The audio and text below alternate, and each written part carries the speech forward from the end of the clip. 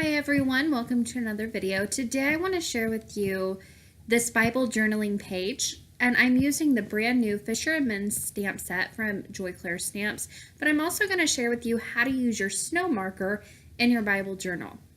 So here's a look at that new stamp set. It is so cute. It's got two little fish in there. They're very realistic. You've got a little piece of net that you can make a background with, which is what I'll be doing right now. You've also got some hooks. Each one of those are separate. They're not connected, so you can each use one individually or use them as a set, and lots of great little sentiments or words to fill in your Bible journal. So I am starting off with this net. Now I want this to blend into the background. I'm also going to be doing some distressing blending over the top of this, and I want it to pick up that color. So I'm actually going to use distress ink to stamp this out. Now normally I don't use distress ink to stamp, but this does stamp very nicely in the Bible journal pages.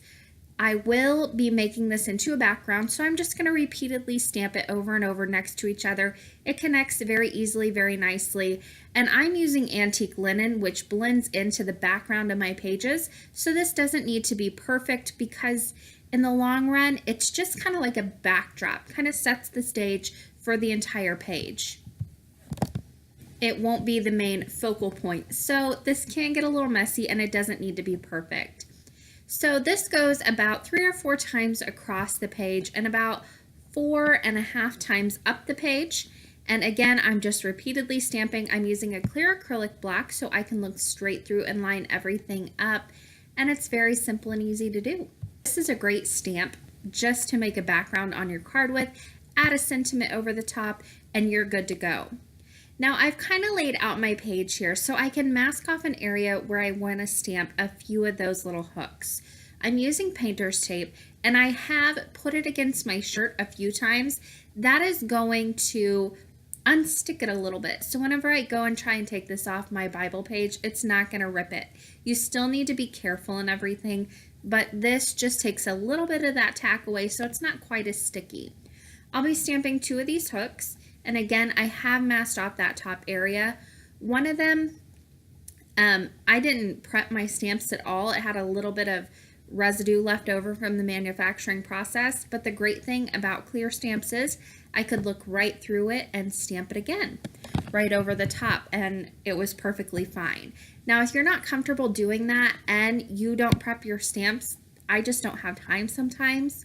If you don't have time and you don't get a crisp impression, grab a black pen, fill it in, and you're good to go. Don't just completely look at it and say, oh, I've got to deal with this half stamp.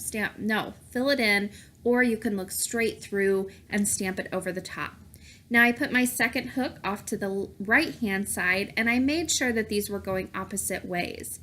I'm also going to be using that little fish that looks like it's swimming up, and I'll stamp that right in the bottom left-hand corner of my page. And I like to press this down and give it a minute to kind of let the ink absorb into the paper a little bit. Just because with my Bible journaling pages, I get one shot to stamp it. It's not like a card where I can just kind of throw it away or go in with my Misty. You get one shot to stamp it. So I like to take the extra time just to kind of leave it there, press it into the page, and give that ink a little bit of time to absorb. Now for the masking on the top of this, I'm using those same pieces of painter's tape. I just stick them to my work surface until I'm ready for them again. And these can be used quite a few times. I use dye ink to stamp the black portion of my stamping down, so that's soaked right into the painter's tape. It's not going to move around as I go to distress ink, blend it over it.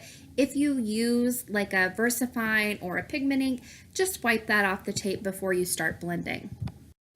Now I have also masked off the fish in the bottom left-hand corner, and I masked that off with an inkadinkado masking paper mask that I just stamped down, fussy cut, and put it over the top of my fish.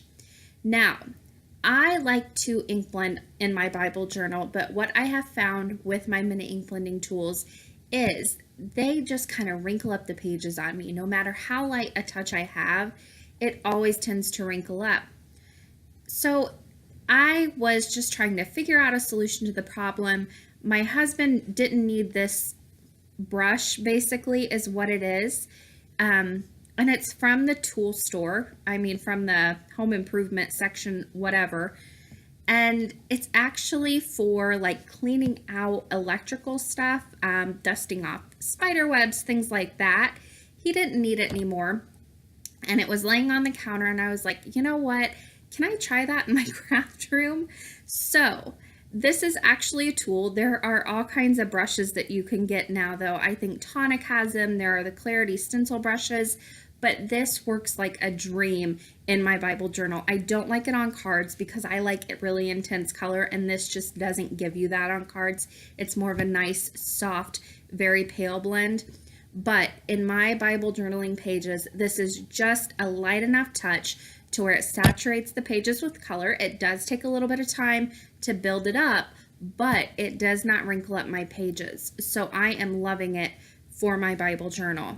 I want to kind of focus around that fish that I've masked off just to kind of build up the color.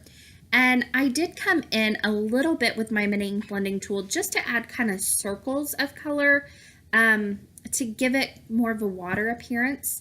And I did that with some Mermaid Lagoon. Now, whenever I came in with my mini ink blending tool, I didn't really move it around. I just kind of pounced it down, gave it a little twist, and pulled it up. That way I didn't get any wrinkling. Then I'm coming back in with that Memento navy blue ink and just adding little bits here and there. Now I wanted to kind of add a few little water droplets on this, so I sprinkled on some water, but it didn't pull up much color. I'm guessing this paper is just too thin to allow the water to pull it up maybe. I'm not quite sure, but it didn't work out for me. So you can't really see it, but maybe if you try it, it'll work out for you. I removed the masking tape and also my little mask on my fish, and now it's time to move on to the snow marker. Now this is for adding a little pop of snow to your winter scenes, your winter cards, but I wanted to try it out and add a little foam to the top of my water. So you can buy this at a lot of craft stores, a lot of online shops, Amazon. When you get it, just give it a good shake. You can see I didn't shake it up quite enough, so I got clear liquid out in the beginning. Give it a really good shake for a minute or so, and then you just kind of paint on this white, what looks like a really, really thin acrylic paint. But the magic happens when you heat this with your heat tool. It just kind of, it's kind of like a foaming type of product. It's not huge, but it gives a nice dimension. It's nice and opaque and white, and it looks really neat. Now this does flatten out a little bit. You'll see once I shut my Bible journaling and open it back up, it does flatten out just the slightest bit, but it still gives a really neat effect. So I am going along the top of that line that I've created by masking. I'm careful not to cover up any of my words here. So it's a little bit thicker line on the left-hand side, a little bit thicker on the right-hand side, but right where it meets those words, I don't want to take any chance of it covering any of them up, so I'm very careful. Now I want to give that a little bit of time to dry, so while that is drying, I'm going to go ahead and watercolor in my little fish. Now I pulled out my little traveler's set of watercolors, and I mixed up a few yellows, a few oranges, and a little bit of red as well. I'm going to do some very quick watercoloring here, and this is nothing fancy. I'm dropping in a little bit of yellow, and then I come in like on the very end of the fish and on his little fins. I'm going to add a deeper orange right at the very base of them, and then right along his body I'll come and add little drops of dark orange and even a little bit of red, just for a variation that kind of looks like, if you see a fish that has a lot of different colors on it, the way the sun hits it depends on what colors you see. So I'm kind of going for that effect, but nothing fancy. Now I'm going to drop in a little bit of black right over his eye as well, just to help that pop out and stand a little bit, and just fussing a little bit with it. This doesn't have to be anything fancy. I'm going for an overall scene here instead of just one piece of my scene to really pop.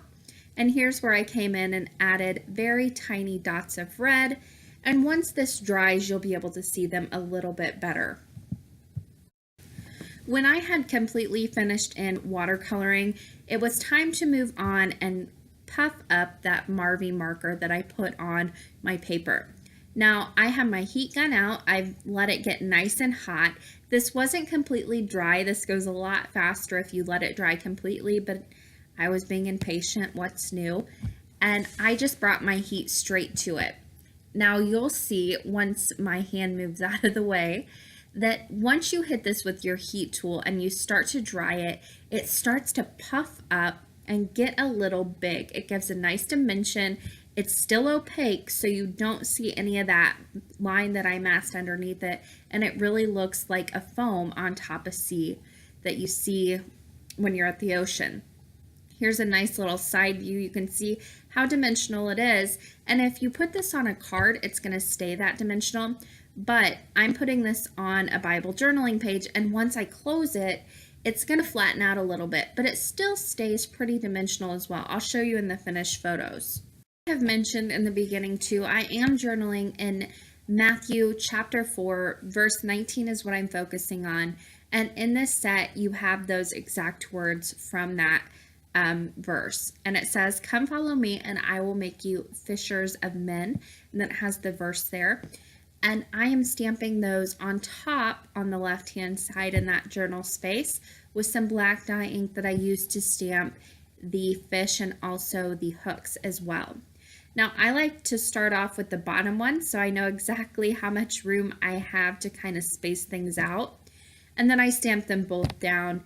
Once I was finished with that, I wanted to mark the verse that I was focusing on.